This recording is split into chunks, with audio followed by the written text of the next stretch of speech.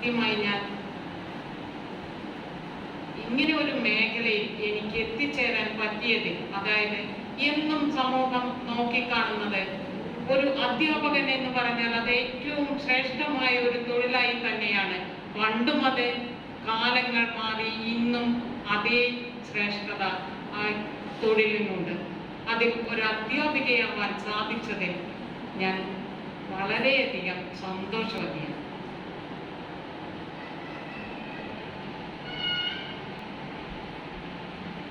ആ ഒരു തൊഴിൽ മേഖലയിൽ എനിക്ക് ചെയ്യാൻ പറ്റാവുന്ന വിധത്തിൽ ഞാൻ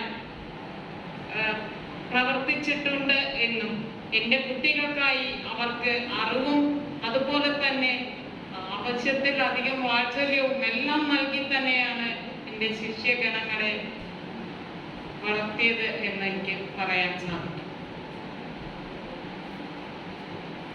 1990 ഒക്ടോബർ 22-നാണ് ഞാനിവിടെ ജോയിൻ ചെയ്തത്. നീണ്ട 32 വർഷങ്ങൾ കടന്നുപോയി.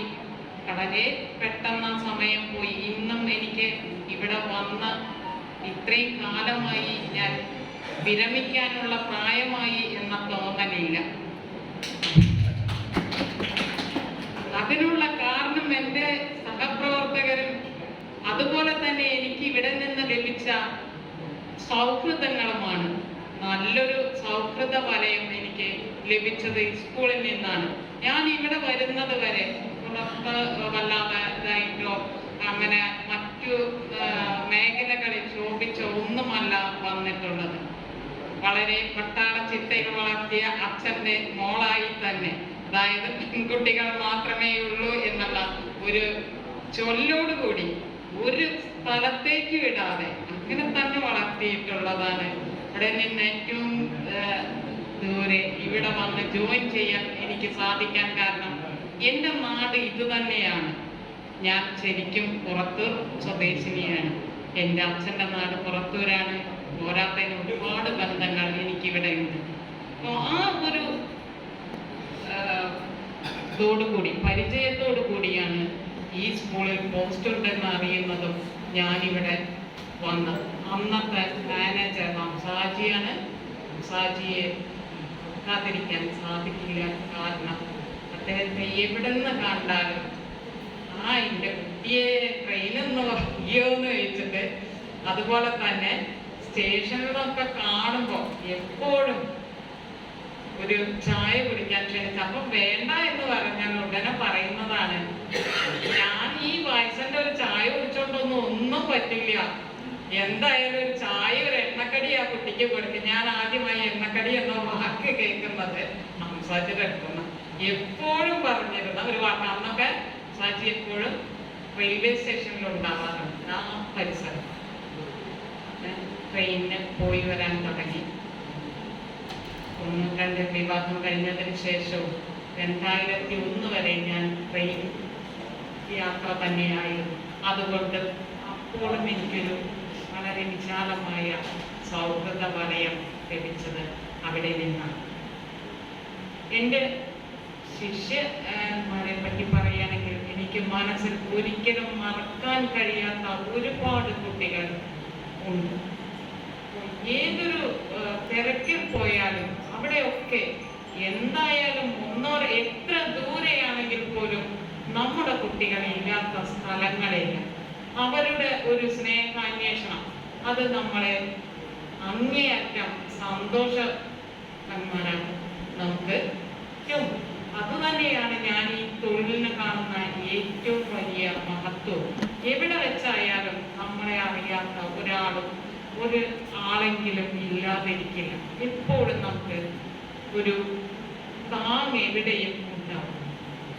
എൻ്റെ ജീവിതത്തിലെ ഏറ്റവും സന്തോഷവും അതുപോലെ തന്നെ ദുഃഖവും കടന്നുപോയത് ഈ സ്കൂളിൽ നിന്ന് തന്നെയാണ്.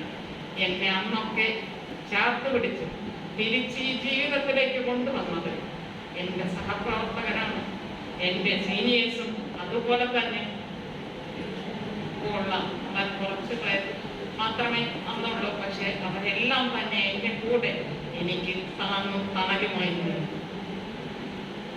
ഇങ്ങനെയാണ് ഞാൻ വീണ്ടും ഈ സ്കൂളിൽ വന്നു തുടങ്ങിയത്. എന്തായാലും ഇന്ന് ദൈവം സഹായിച്ചു വളരെ സന്തോഷത്തോടു കൂടി തന്നെയാണ് ഞാൻ ഈ ഒരുങ്ങുന്നത്. ഏറെ മറ്റു വേദനകളൊന്നുമില്ല, എനിക്ക് കഴിയുന്നത് പോലെ ഞാൻ ചെയ്തിട്ടുണ്ട് എന്ന ചാരിതാർത്ഥ്യത്തോടുകൂടി പടിയിറങ്ങാൻ ശ്രമിക്കുക. ഒപ്പം പല PTA-കളും വന്നെങ്കിലും ഞാൻ ഏറ്റവും അടുപ്പമായി പ്രവർത്തിച്ചത് ഇന്നത്തെ 2019 ചാർജ് എടുത്ത ഈ PTA-യുടെ ഒപ്പമാണ്. കാരണം ആ വർഷം 2020 മാർച്ചിലെ SSLC എക്സാമിന്റെ ചീഫ് ഞാനായിരുന്നു. അതിനു മുൻപൊരിക്കൽ കൂടി ഈ അവസരം വന്നു 2018.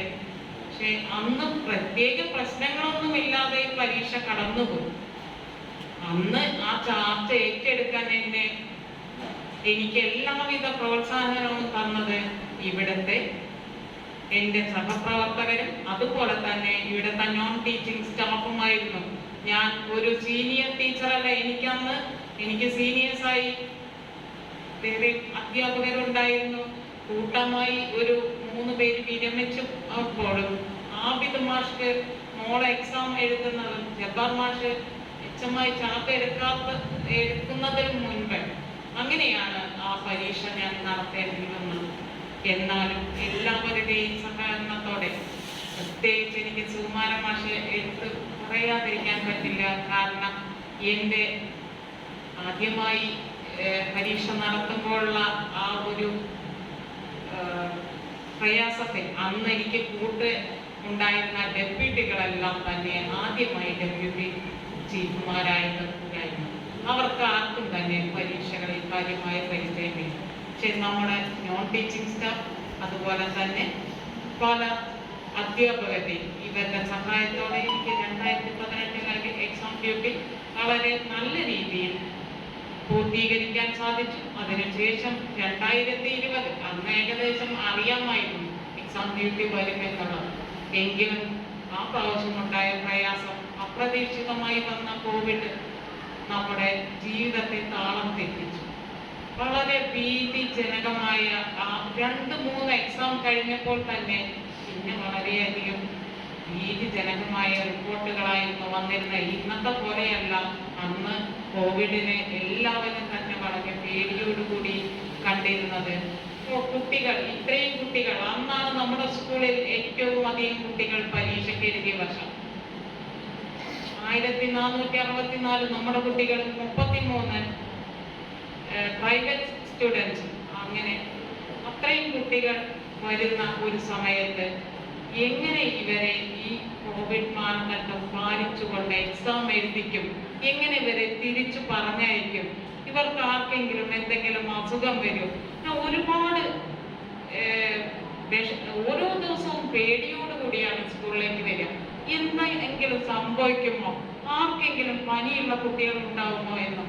പക്ഷെ അപ്പോഴെല്ലാം തന്നെ എൻ്റെ ഒപ്പം തന്നെ ഇവിടുത്തെ PTA കൂടെ നിന്ന് എല്ലാ സമയത്തും നല്ല സഹകരണമായിരുന്നു. കുട്ടികളെ പരീക്ഷാ ഹാളിൽ കയറ്റുമ്പോഴും കാരണം കുട്ടികൾക്ക് അറിയില്ല, അവരാ ഹാളിൽ കയറി കഴിഞ്ഞാൽ പിന്നെ അവർക്ക് മാസ്കോ ഇതൊന്നും ഉണ്ടായിരുന്നില്ല. അത് വളരെ കാര്യമായി ഇതെല്ലാം ശ്രദ്ധിച്ചിരുന്ന സമയത്താണ്. പക്ഷെ അപ്പോഴെല്ലാം ഈ നാട്ടുകാരും അതുപോലെ തന്നെ PTA-യും എൻ്റെ ഒപ്പം ഉണ്ടായിരുന്നു.